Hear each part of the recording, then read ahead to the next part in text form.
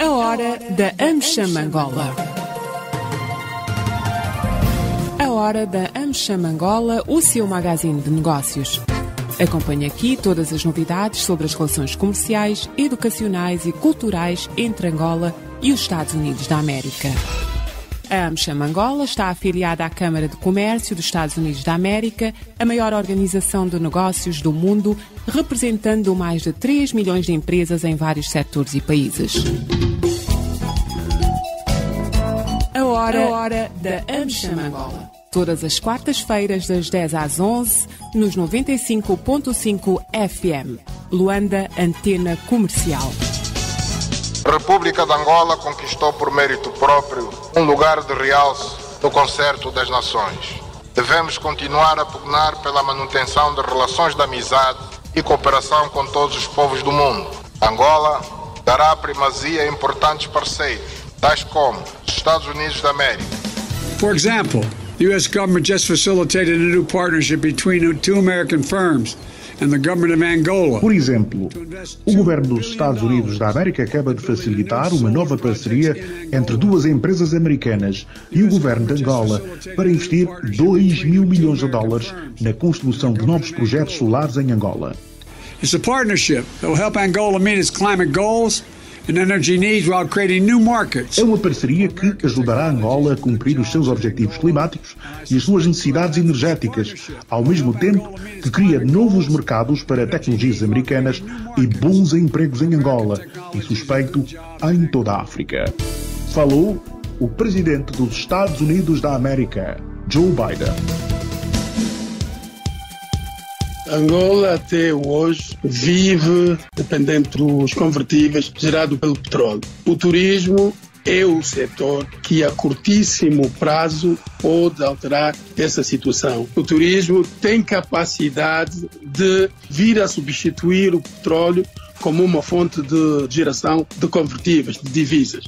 O turismo, segundo a Organização Mundial do Turismo, 2019 garantiu 7 milhões de novos empregos no mundo. E as receitas foram 8,9 trilhões de dólares no mundo, o que correspondeu a 10,3. Eu estou a referenciar o ano de 2019, antes Covid. Isso quer dizer que o turismo, em cada 10 empregos, temos um empregado do turismo.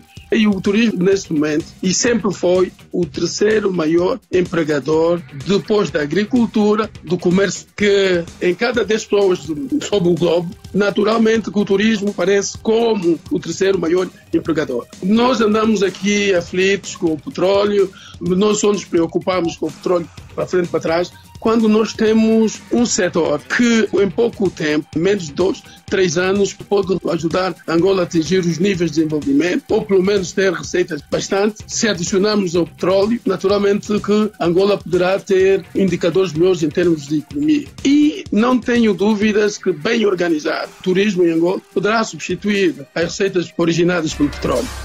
Falou Pedro Godinho, o presidente da AmCham Angola, a Câmara de Comércio Americana em Angola. Acompanhe as notícias, entrevistas e debates sobre as oportunidades de negócios e as relações comerciais, educacionais e culturais entre Angola e os Estados Unidos. A hora da AmCham Angola.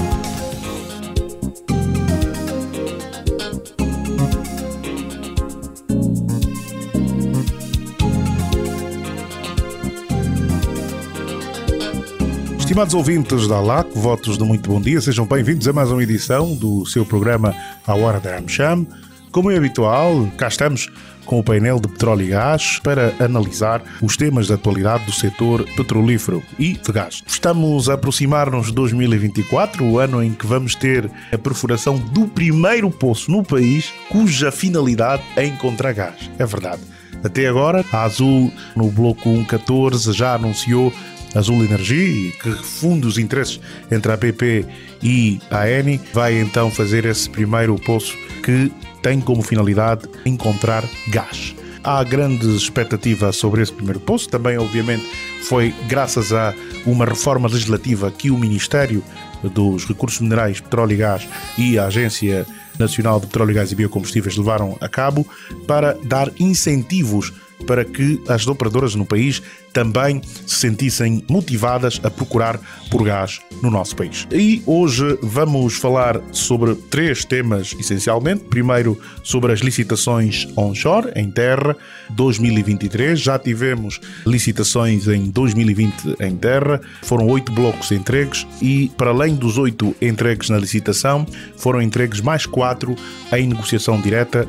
Um deles, o KON 11, ou seja, o Kwanza Onshore 11, já vai no segundo poço, ou seja, está numa fase muito avançada e, naturalmente, que é uma boa notícia para o onshore. Claramente, ainda muito pouco se comparado com os 12 blocos, mas também o bloco em que está o KON 5 e é operado pela Eto Energias, também se prevê que no próximo ano tenha já os poços todos perfurados e, quem sabe, comece a produzir. Já há algumas notícias sobre isso e você vai ouvir os nossos analistas um pouco mais sobre o que vai acontecer agora que mais 12 blocos vão ser entregues e os nossos analistas vão analisar tudo o que você precisa saber. Também vamos olhar para os 3 anos da Lei do Conteúdo Local e temos um empresário do setor que veio para ajudar a compreender melhor o tema e, obviamente, também para finalizar, vamos olhar para os temas da atualidade que os nossos especialistas vão analisar ao pormenor e ajudar-nos a perceber quais são os temas da atualidade que merecem a atenção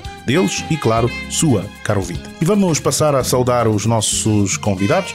Vamos começar por José Oliveira, ele que é colaborador do Centro de Estudos e Investigação Científica da Universidade Católica de Angola, o SEIC. José Oliveira, muito bom dia, bem-vindo uma vez mais. Bom dia, Joel, bom dia, colegas do painel, especialmente o Christian, que é a primeira vez que eu acho que vem aqui a este programa, e bom dia, ouvintes da AmCham. Também connosco está Christian Issa, ele que é empresário do setor, diretor da empresa Angola Integrated Services, uma empresa de prestação de serviço, que esteve muito envolvida na gestão de operações dos blocos 20 e 11, 2 blocos que pertenciam ao Cobalt e que hoje estão com a Total e que se prevê que nos próximos anos venham a acrescentar em platô 70 mil barris dia à nossa produção. Bem-vindo, Christian, e bom dia. Bom dia, Joel. Muito obrigado pelo convite. Bom dia, caros ouvintes. Estamos aqui para dar o nosso contributo. Muito obrigado, Christian. Também connosco está o Dr. Afonso Chipep, ele que é presidente do Conselho Fiscal da Ordem dos Economistas. Dr. Chipep, muito bom dia. Bom dia, Joel. Bom dia, colegas do painel, bom dia, ouvintes da LAC e bom dia à AmCham Angola. Muito obrigado, Dr. Chipep. Vamos então começar por analisar o tema do onshore. José Oliveira, para esta licitação já não houve tanto rumor porque uma das questões que criava muito alarido foi finalmente resolvida, que é a questão dos bônus de assinatura, mas há muitas outras novidades que temos à volta desses 12 blocos do onshore do Kwanza e do Baixo Congo. Eu não diria que foi totalmente resolvida, porque mesmo assim a NPG quer $70 mil por os dados de cada bloco. E alguns blocos, de facto, têm muito poucos dados que eu não sei, numa relação custo-benefício, não sei se encontrava um valor para os $70 mil. Mas enfim, baixou daqueles de 1 valores. milhão, saiu de 1 milhão para 500 mil. Saiu de 1 milhão para 70 mil, para 500 mil e agora 70 mil. E 70 mil e não devia, e devia ser, ainda devia, e deve acabar com isto no próximo. Vamos ver se acaba com isto no próximo, porque não se justifica. Mesmo assim já atraiu algumas empresas, já ouvimos falar de algumas empresas que decidiram que vão avançar. Sim. Porque essa situação não ficou totalmente resolvida, mas é muito mais acessível pagar $70 mil por cada do que 500 mil Sim. ou $1 milhão por cada bloco. Mas o que acontece é que há empresas que vão entrar pela primeira vez e com participações pequenas, que não têm estruturas técnicas porque estão a começar no negócio e, portanto, aquilo é um pouco, pagam aquilo e põem os dados que vêm numa pen na gaveta porque nem têm técnicos para os analisar. De maneira que, enfim, acho que a NPG deve esquecer de vez este tipo de custos, a não ser, eu admito, que a NPG venda, por exemplo, custos quando é uma área que tem blocos, tem furos feitos antigos, porque os furos, pronto, isso tem valor e há casos aqui no Kwanza que há vários blocos que têm furos feitos e também no Sonho pode haver um ou outro caso que a FINA tenha feito furos. Nesse caso sim, que se há dados de furos antigos, isso é importante especialmente para a empresa operadora tenha de os adquirir. Mas enfim, passamos a seguir. Este contrato tem melhoria de condições para as empresas, melhoria de condições económicas, o contrato está mais benéfico a favor das empresas, o que vai permitir que as empresas que começam agora capitalizem mais rapidamente. Isso é muito positivo, não só para as angolanas que começam no negócio, e sei que há várias, como até para as estrangeiras que vêm, que também vão beneficiar dessas coisas. Mas ainda há dois aspectos que eu acho que a NPG já devia ter resolvido. Apareceu, melhorou as condições, mas pede um bónus de produção. E pede um bónus de uma maneira que eu considero errada, porque não pede um bónus em percentagem da futura produção. Pede um bónus ao fim do primeiro ano de produção, que tem de ser apresentado de forma de valor absoluto. Isto faz com que a NPG vá ter bónus mais baixos. Porque se eu disser que dou um bónus de produção de 2% ou 1%, se eu produzir 5.000 barris, esse bónus tem um valor ao fim do ano. Se eu produzir 1.000, tem um valor menor. Bem, se eu sou obrigado a dar um bónus fixo e não em percentagem, eu vou pôr um valor baixo, porque se calhar o meu bloco vai ter só pequenos campos e eu vou produzir 500 ou 1.000 barris dia. No total. Portanto, não me vou arriscar a dizer que dou 1 milhão ou 2 de bónus. Porque isso tirava-me, é uma questão de fazer contas, isso tirava-me lucros de mais de um mês. E uma companhia de petróleo que está a começar não pode perder lucros de um mês. Bem, portanto, não percebi, é um aspecto que vai prejudicar a NPG. Mas além do mais, eu não percebo porque é que a NPG, que tem receitas próprias, precisa destes valores, de exigir às companhias que estão a começar, ou mesmo às estrangeiras que vêm, que são pequenas companhias, que têm de dar bónus de produção. Quer dizer, é nas condições contratuais que as receitas do país se devem julgar. E não melhorar as condições contratuais e depois a NPG, que tem receitas próprias, ir pedir bónus. Isso não faz sentido. E também há um outro aspecto que não está clarificado, penso que vai ficar quando se discutirem os contratos, é a questão das garantias financeiras. Continua-se a insistir nas questões das garantias financeiras. Bem, eu compreendo a posição da NPG, é que as companhias que entram e que depois não têm meios e depois não pagam, mas tinha-se cedido no outro concurso há 2 anos que a NPG ia pedir garantias financeiras do programa de trabalhos anual. As garantias financeiras são muito caras em Angola. Não há essa prática, os bancos como ganham dinheiro em negócios garantidos, que é os empréstimos ao Estado, não estão muito preocupados em ter outras fontes de rendimento. E então as garantias financeiras aqui têm custos elevadíssimos. Então, se têm custos elevadíssimos, já se tinha chegado à conclusão de que só se pagava pelo programa anual e todos os anos ia-se ver qual era o programa anual e pagava-se, não esclareceu isso nos dados do concurso. Pode ser que agora, durante o contrato, quando se discutir, venha a discutir isso e venha-se a considerar esse valor anual de garantias. E depois há um outro aspecto, há empresas que, quer dizer, não tem lógica eu pedir à Somoil para dar uma garantia financeira. É tu. É tu. Agora é tu. Ainda se zangam comigo, os meus amigos da Somoil. É preciso, pronto, a NPG quer pedir a todos, mas não faz assim muito sentido pedir a algumas companhias que têm posições e ativos garantidos, garantias financeiras. Enfim, de uma maneira geral, para não entrar em mais pormenores, acho que estes são os aspectos mais relevantes, que são os problemas que não deviam já existir. Muito bem. Vamos também chamar à conversa a Cristian Isaac. Cristian, olhando para esses termos contratuais um pouco mais flexíveis comparados da licitação anterior e os aspectos aqui mencionados por José Oliveira, o que é que se te oferece dizer sobre este concurso? Esperam-se algumas propostas de empresas, pelo menos as empresas angolanas que operam blocos, se espera que venham a participar. Ainda não temos a certeza se vêm empresas de fora, mais pequenas. Parece que sim. Mas desta vez parece que vamos conseguir. Mas, Cristian, o que é que se te oferece dizer? Eu já fiz parte deste processo de licitação dos blocos onshore. Há uns avanços no que diz respeito à melhoração dos termos de acesso a estes blocos.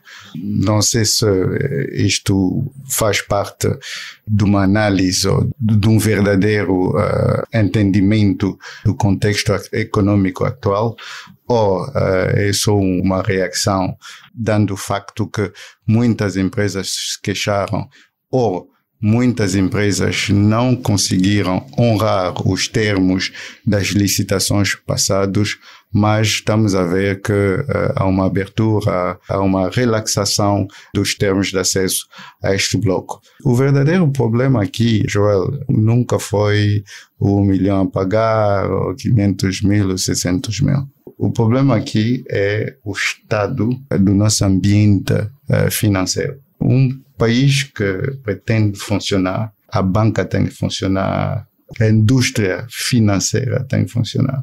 E como o meu colega de painel já tinha dito, a banca está pouco interessada em emprestar a uma empresa que começa na exploração e a produção, porque os riscos são altos e a banca costumou-se a ganhar dinheiro sem risco. Então, para mim, os termos a melhorado são muito bons, mas o problema continua a permanecer.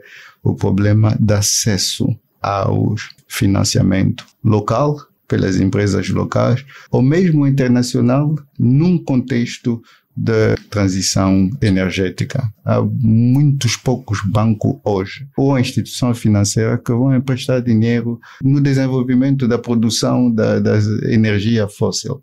Então, desejo boa sorte a estas empresas. Muito bem, obrigado, Christian. Vamos ouvir também o Dr. João Afonso Chipep, ele que é presidente do Conselho Fiscal da Ordem dos Economistas de Angola e membro deste painel. Dr. Chipep, olhando para o tema, depois de ouvir o Christian e o José Oliveira, o que é que pensa ou o que é que gostava de partilhar connosco relativamente ao primeiro tema, que é as licitações onshore, 2023, 12 blocos são trazidos e, naturalmente, com termos de acesso aos blocos mais relaxados, mas diz o Christian, o problema de financiamento ainda não resolvido, porque fala-se num fundo para apoiar as empresas, seja a nível das prestadoras de serviço que ganham contratos, seja empresas ou futuras operadoras que também entrem para este processo. Mas, Dr. Chipep, o que é que se lhe oferece dizer? Bom, Joel, mais uma vez, muito obrigado. Estamos diante de um tema que nós fomos aflorando durante algum tempo. Está recordado que é a partir deste programa que nós fomos insistindo que era importante a produção de petróleo no onshore. Como sabe, está em causa concurso que incide o onshore com os blocos para a exploração de petróleo nas bacias terrestres, como vinha dizendo, e referimos-nos tanto aos rios Kwanza, que inicialmente eram 7 blocos no Congo 3, mas agora... Ou são 7 ou 9, olha que não... 7 na bacia do Kwanza e 3, mais de metade das reservas conhecidas no país, ou seja, estamos aqui a falar de 7 milhões de barris. É importante também realçar que a exploração desses blocos pode trazer benefícios significativos para a nossa economia. É sabido a criação de empregos, e aqui refiro-me certamente aos estágios profissionais e escolares. Há muitos estudantes que terminam a sua formação e penso que seria o local ideal para começar os seus estágios profissionais. E os estágios escolares, estamos a referir a estudantes que têm projetos para a conclusão dos seus cursos, aqueles que estão a estudar geologia e mesmo mecânica, enfim. E também o aumento da receita fiscal e a melhoria da balança comercial. Aqui um desafio a não descurar, e julgo que nós falámos da vez passada e passámos apenas em revista assim acima do tema. Estou-me a referir à transportação do crudo para a refinaria. Não estávamos a ver como é que seria feita a transportação do crudo aqui da bacia do Kwanza. Mas eu julgo que estudos devem estar a ser feitos no sentido de que haja, portanto, a construção de um pipeline até a área do Cabo Leste. Penso que esta seria a solução que poderia ajudar a ação do crudo para depois, a partir de barcos, serem levados para a refinaria de Luanda.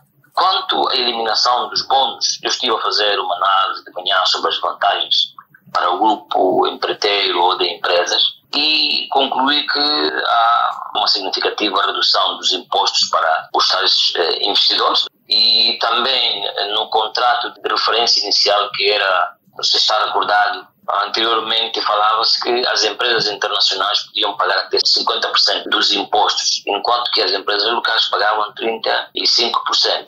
Ou seja, havia ali uma cota que fica cerca de 15% para o Estado, que era inferior em relação aos demais contratos. É bom aqui também lembrar que em Angola existem 3 tipos de contratos, nomeadamente a associação, o serviço com riscos e a partilha de produção. Mais uma vez, Joel, vem aqui à tona a questão da criação do Fundo Petrolífero. Eu não me canso de dizer que quando nós cimentamos este projeto do conteúdo local, nós havíamos advertido num estudo que era importante a criação de um fundo para, portanto, suportar, ajudar o empresariado nacional a sair-se bem, já contando que o estudo também fazia referência a que os bancos angolanos não estariam em condições, pese embora de no final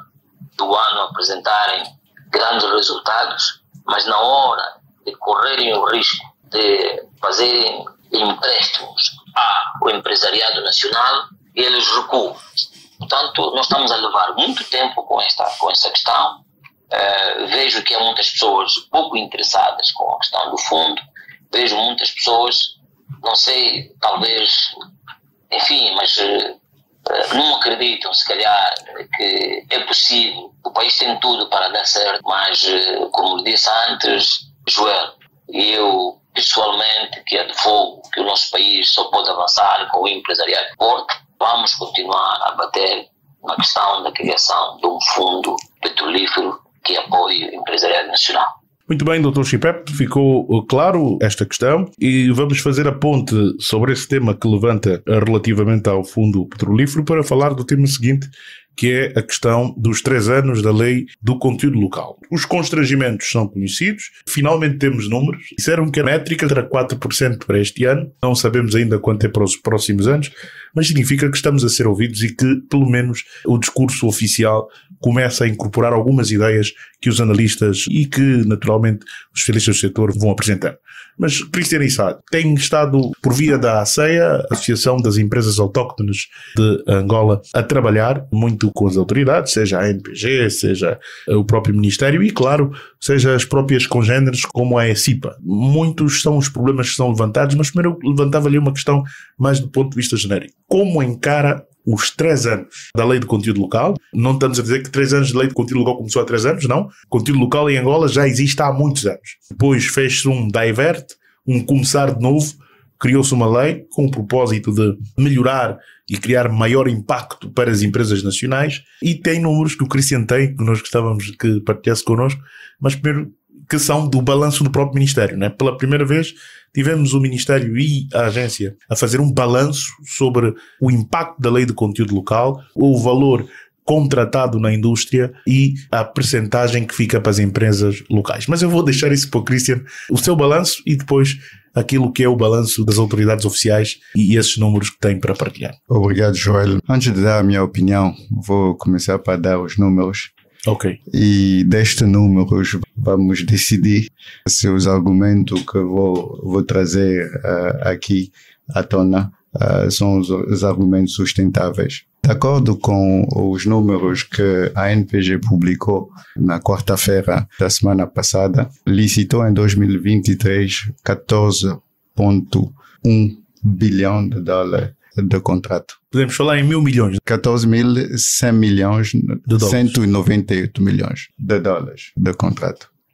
E nestes contratos, só 271 milhões foi adjudicado nas empresas autóctones angolanas. Isto representa 1,9%. E não há comparações com o ano anterior. Não se diz se há uma subida, se há um aumento, não se diz. Mas a subida, que seja subida, tem que ser significativa. Isto denota uma falta de ambição de pôr em alavanca o conteúdo local. Quer dizer que 40% dos custos de investimento, o governo ganha royalties nos impostos. E o governo poderia taxar ainda 40% dos valores que ele ganha se as empresas locais, por via dos contratos, iam buscar estes valores que o governo não conseguia buscar. Agora, o que é que acontece? Acontece que estes contratos são feitos com as empresas lá fora e o governo não consegue ir buscar, não consegue ir taxar as empresas estrangeiras que são localizadas numa jurídica completamente diferente. Isto tem graves impactos sobre a nação e sobre o futuro da nação. Porque queremos ver o conteúdo local através dos binóculos de essas empresas que só quer contrato, só quer dinheiro. Mas não são contratos que nós procuramos. Procuramos a participar. Porque é na participação que eu vou afirmar o meu talento e vou me desenvolver como um ativo da nação. Então, o conteúdo local tem que ser visto no prisma do direito da empresa angolana de participar na criação da riqueza nacional. E isto não está a acontecer, porque julgamos que uma participação de 1,8%, por enquanto que as empresas angolanas ganham 99,1% do bolo todo, é um progresso. Não é. É um regresso. Então, em 3 anos de conteúdo local, o resultado fala por si, 1,9%. Então, é muito pouco. Há muito que deve ser feito, senão nós estamos a gerir este setor de uma maneira que não teria impacto significativo quando o tempo chegar aonde que os nossos poços não são mais viáveis por causa da transição energética. Não sei se o Joel sabe que pelo menos 60% de todo o petróleo que está produzido vai na produção de combustível. E os grandes países consumidores já tomaram as decisões que vão cada vez mais reduzir o consumo de combustível por causa do facto que hoje a bateria, os carros elétricos se tornam cada vez mais viável, cada vez mais acessível. E nós podemos ver não só o declínio da produção em Angola em termos de produção, porque os campos estão a ficar velhos, mas também em termos de um contexto internacional. Então, o tempo é agora e até agora, 3 anos depois, não estamos a fazer o suficiente. Uma pergunta que eu queria fazer ao Cristiano, capaz de números. Esses 271 milhões de 2022 não metem as empresas, algumas estrangeiras, que produzem coisas caras? Ou associações entre a Sona Angola e estrangeiras, tipo Sonameta, tipo coisa. Não estão nestes 271 milhões? Não estão. Essas empresas que produzem cá são classificadas como empresa de direito angolano. Sim. Porque a lei faz uma distinção entre... E esta distinção somos nós, CACEA, que criamos que haja essa distinção na lei. Porque quando se falava de empresa de direito angolano, empresa locais, a empresa que está cotada na Bolsa de New York entrava. E a grande dificuldade hoje, Joel, se eu posso dizer, é o facto que, além da lei do conteúdo local, o ambiente de negócio não mudou. As grandes empresas continuam, 4 grandes empresas continuam a monopolizar. Pode dizer o nome. Mas nós conhecemos, as grandes prestadoras. Os nossos ouvintes. A grandes prestadoras de serviços continuam a monopolizar 98% do mercado e cria as concentrações e falamos da indústria tem que ser competitiva. Desculpa, mas economia 101. Quando tu tens 3, 4 empresas que dominam o mercado, o comportamento não vai ser competitivo. Claro. Isto se vê no custo da produção. Mas era interessante porque a PNPG não dá os números das outras empresas, tipo Sonamet e outras, porque também... Sim, deram 11 mil milhões de dólares. 11 mil milhões? Sim. A direita angolana? Sim. Já a somar com a Schlumberger, etc., que elas também... Não. As empresas... De direito angolano, que são essas empresas internacionais que operam cá, ficaram com 11 mil milhões 424. E as empresas de lá fora ficaram com 2,7. Não sei como é que eles fazem esta classificação, porque a maioria destes 14 mil milhões, a maioria destas coisas são produzidas lá fora. O contrato pode ser adjudicado aqui, não? Pode ser adjudicado aqui, mas quer dizer, mas há contratos que é adjudicado aqui que é fabricado aqui. Eu posso adjudicar o contrato à Sonamet, sei que ela vai fabricar cá, não vai fabricar em coisa. Agora, não sei como é que está esta classificação, mas não me parece correto. Parece-me correto dizer que há mil... Olha, a Sonamet é uma joint venture entre Sonangol e Subsea 7. Sim. Se a Sonamet se vê adjudicado um contrato de 3 mil milhões, pensas que a maioria do trabalho vai ser feito? Não, de 3 mil milhões não vai ser feito aqui. Mas o problema é que não é adjudicado à Sonamet, é adjudicado à Subsea. Dos 3 mil milhões de dólares, 200 vão ser feitos aqui. Mas a ANPG devia ter o valor das coisas que são feitas ou manipuladas cá. Devia dar, e não dar esses 11 mil milhões, porque isso já se sabe, desses 11 mil, 10 mil de certeza que não são feitos cá. Não interessa nada que tenha sido dado a uma empresa de direito angolano se ela não produz nada cá, nem emprega, nem paga impostos cá. Sr. Oliveira, a indústria tem problema sério de transparência. Não há dados. Mas a ANPG pode selecioná-los. Sim, pode. Se quiser, consegue. Mas também não estou muito certo que a ANPG tem estas informações todas. Mas se não tem, devia ter. Essa é a minha opinião. Sim, devia ter. Devia saber, porque quando a Sonamet assume um compromisso, normalmente de coisa, de antes, normalmente as coisas que a Sonamet assumia eram para ser feitas cá. E depois os outros havia concursos que se assumia lá fora e depois uma parte era feito cá. Isso agora não tenho seguido. Mas é muito fácil eu saber quanto é que a Sonamet vai fazer, quanto é que a outro estaleiro que está no Ambriz vai fazer ou montar cá, quanto é que a Petromar faz no Ambriz, quanto é que faz. É fácil saber, não é complicado saber estas coisas. Quanto é que a Petromar faz no sonho? Por exemplo, quando foi o projeto do Girassol, foi dos projetos que teve mais fabrico local. E a gente soube, aliás está publicado, quais foram os valores das coisas que foram feitas cá em Angola. Estou a dar o caso do Girassol, mas há vários projetos em que se sabe o valor das coisas que foram de facto fabricadas em Angola. O Kaombo. Do Kaombo também há muita coisa feitas.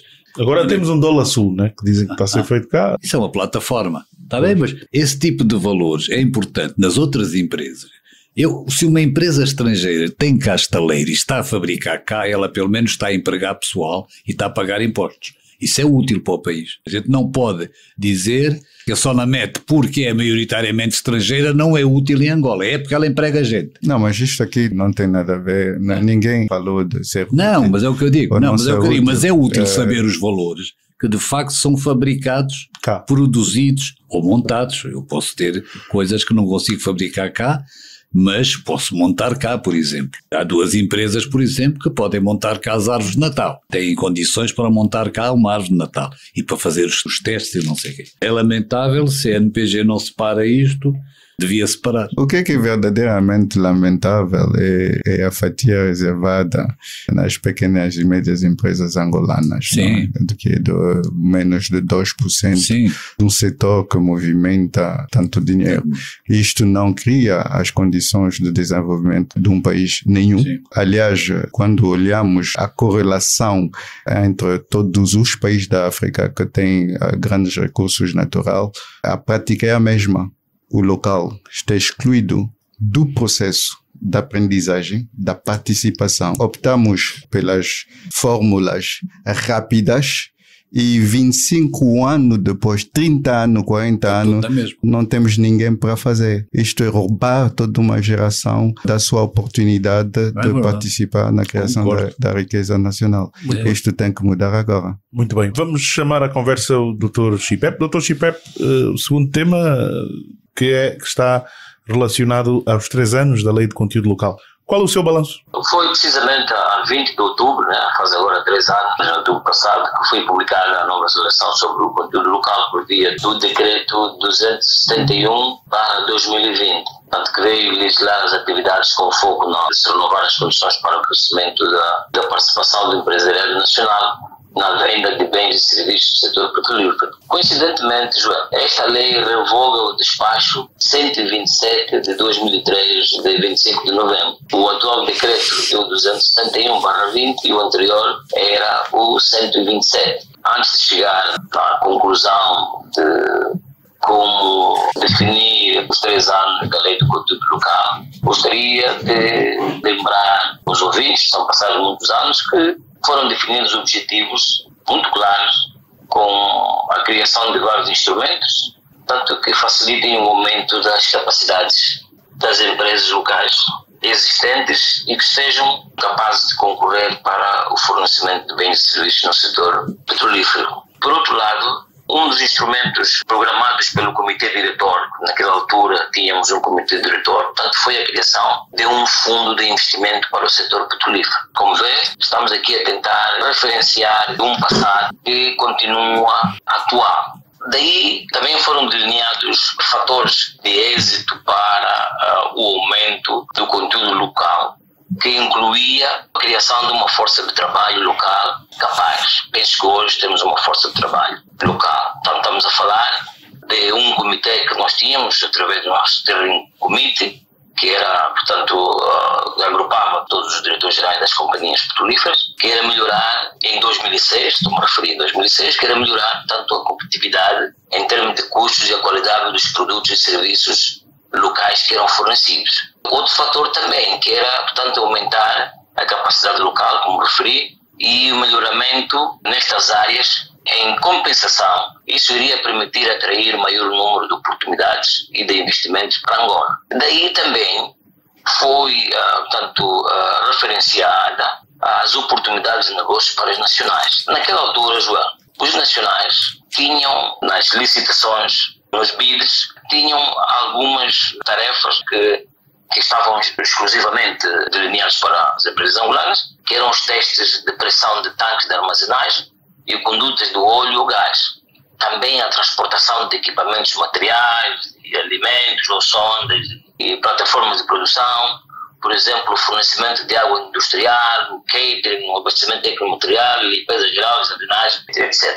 Portanto, essas foram, primeiramente, as oportunidades que estavam, portanto, assentes para os angolanos. E enquanto que as oportunidades para os negócios, para as empresas estrangeiras, era naquela altura ainda a fabricação de estruturas metálicas, com corte e soldadura.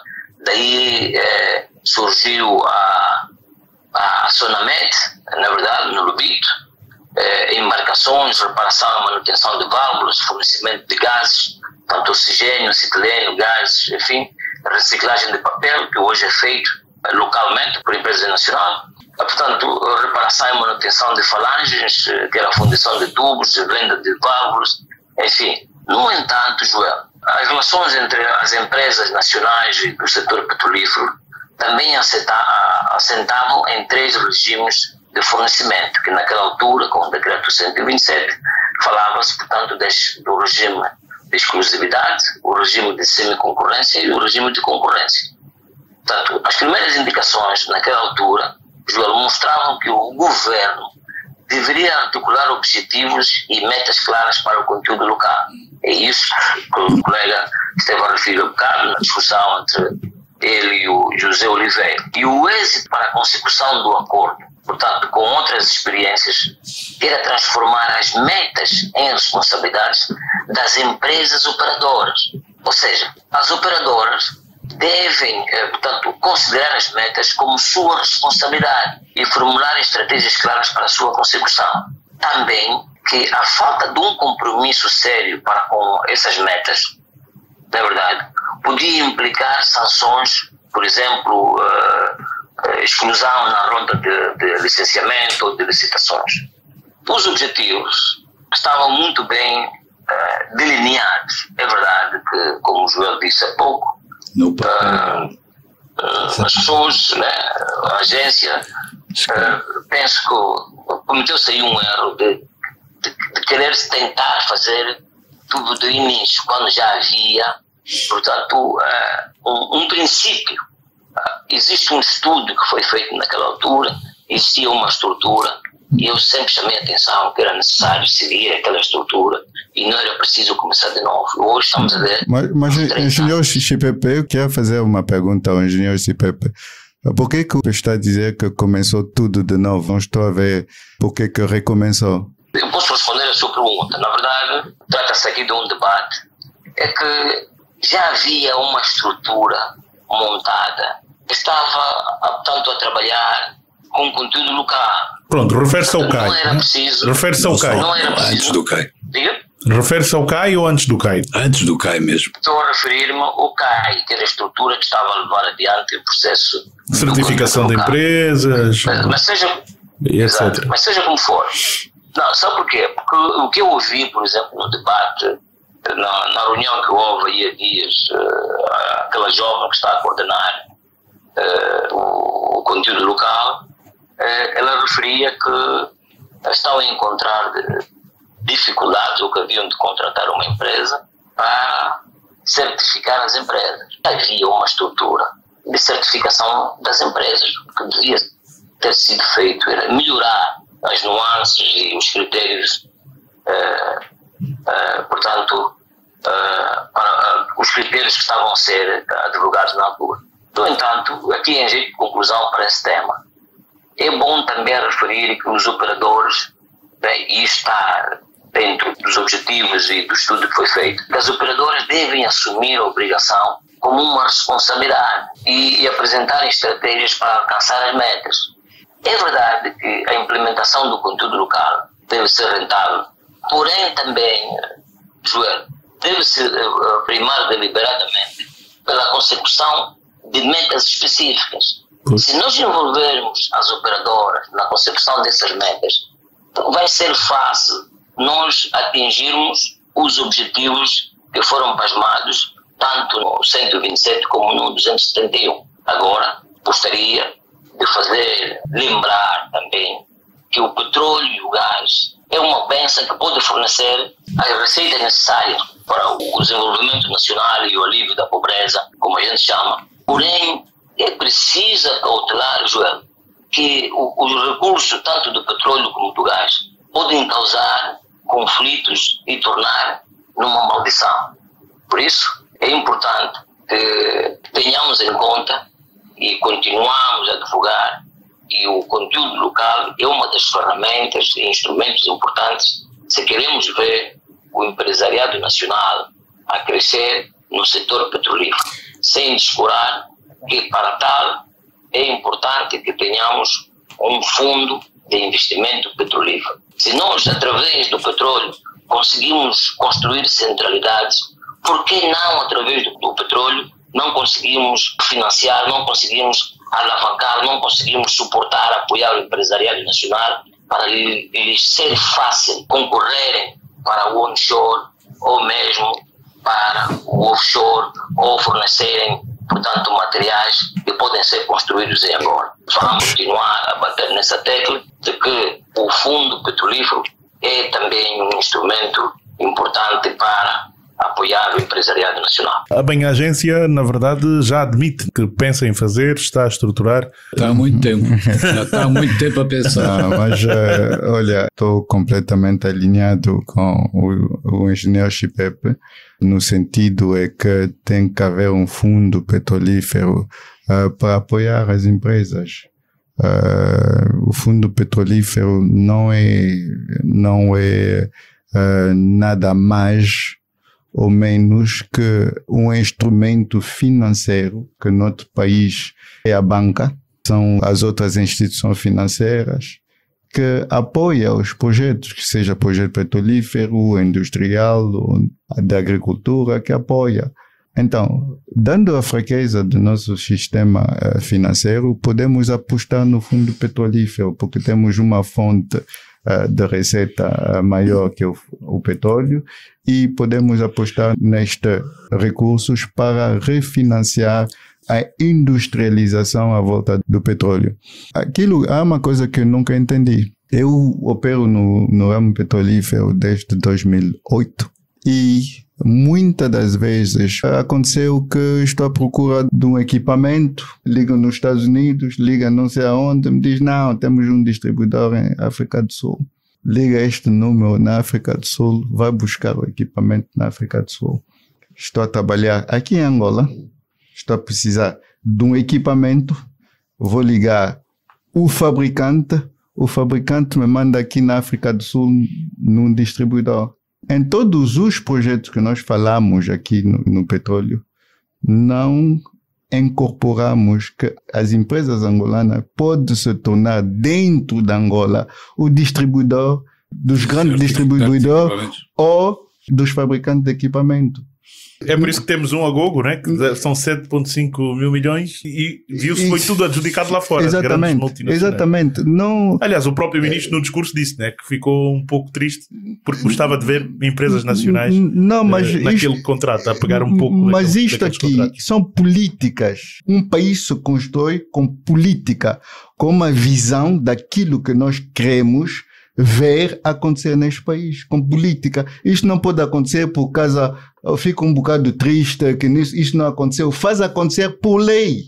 Muito simples. Olha, meus caros, a partir de hoje, as válvulas que vêm, não importada para uma empresa angolana, vai pagar 60% de taxa.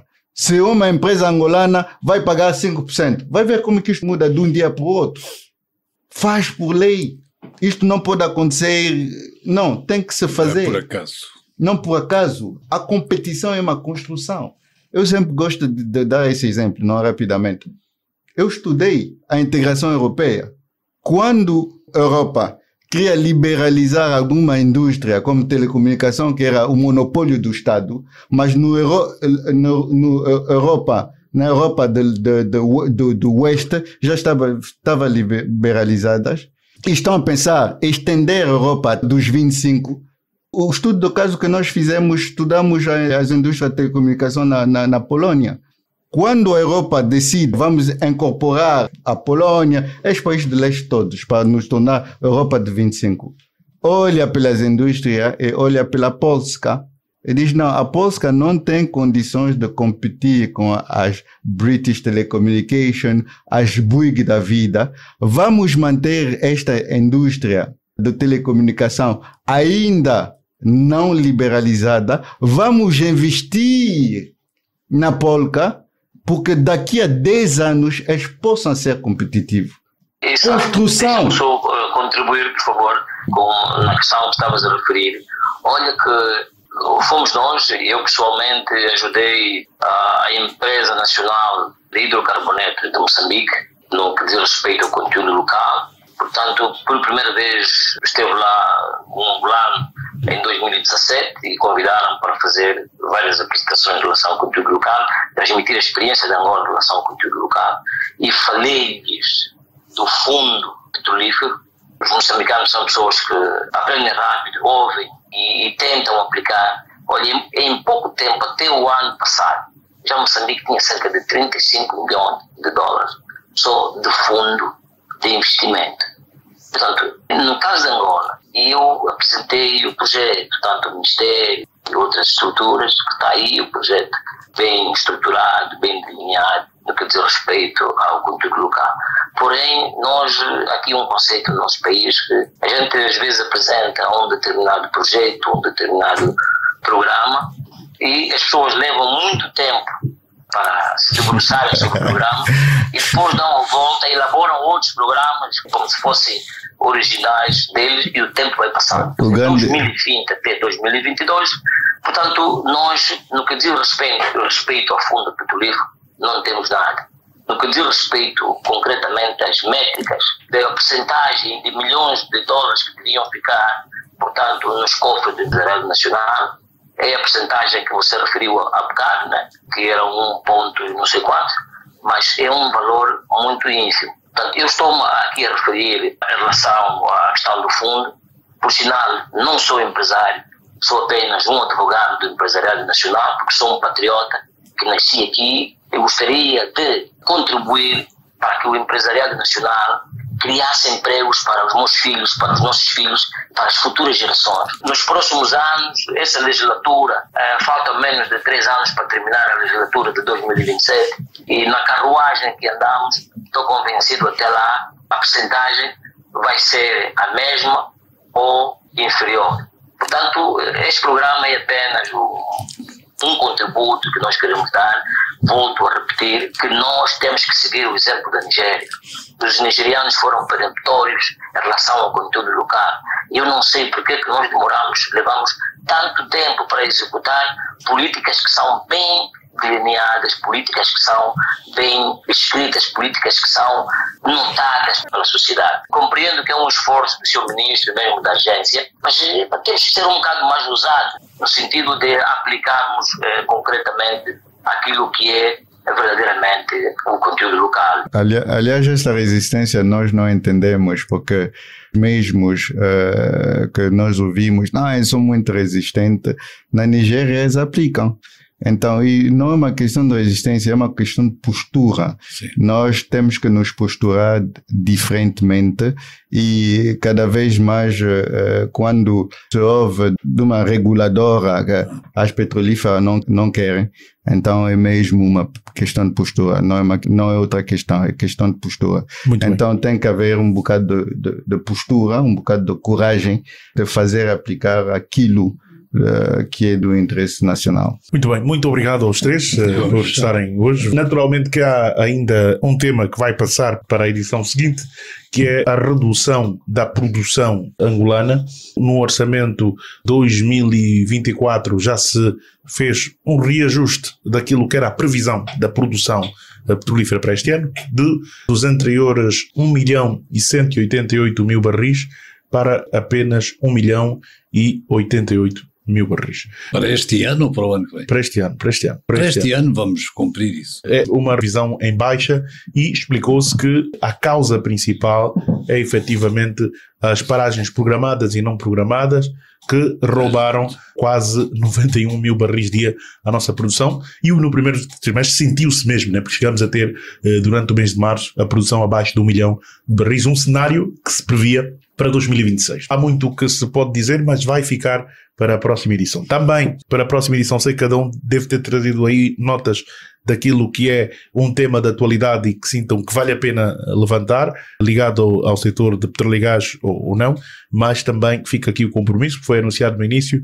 e avisa-se aos ouvintes que por questões de limitação de tempo hoje não poderemos avançar, mas oportunamente o faremos na próxima edição. Vamos agradecer a cada um, começar pelo Dr. Chipep. Dr. Chipep, muito obrigado, e naturalmente esperamos contar consigo em próximas ocasiões. Muito obrigado, Joel. Penso que estamos diante de um programa importantíssimo, e pensamos que é um programa que vem, portanto, abrir perspectivas para o futuro das próximas gerações no setor petrolífero. Muito obrigado. Obrigado. Também agradecer ao Christian, que hoje veio presencialmente pela primeira vez, já participou de outras edições. Obrigado, Christian. Esperamos contar consigo em próximas ocasiões. Muito obrigado, Joel. Muito obrigado, Dr. Chipep. Muito obrigado, Sr. José Oliveira, pelo vosso contributo. Muito obrigado, caros ouvintes. Estamos aqui para contribuir, e com muito prazer farei isso a próxima vez. Também connosco José Oliveira. José Oliveira, muito obrigado. Esperamos contar consigo em próximas ocasiões. Obrigado, Joel. Obrigado, colegas. E cá estaremos para o mês que vem. Ok. A todos, continuação de excelente quarta-feira. Joel Costa, António Santos e os integrantes do painel. E claro, hoje ausente o patrono do programa, o engenheiro Pedro Godinho, que é presidente da AmCham. Em nome dele também agradecemos e esperamos regressar, se Deus quiser, na próxima quarta-feira. Até lá, forte abraço. A hora da AmCham Angola. A hora da AmCham Angola, o seu magazine de negócios. Acompanhe aqui todas as novidades sobre as relações comerciais, educacionais e culturais entre Angola e os Estados Unidos da América. A AmCham Angola está afiliada à Câmara de Comércio dos Estados Unidos da América, a maior organização de negócios do mundo, representando mais de 3 milhões de empresas em vários setores e países. A hora da AmCham Angola. Todas as quartas-feiras, das 10 às 11, nos 95.5 FM. Luanda, Antena Comercial.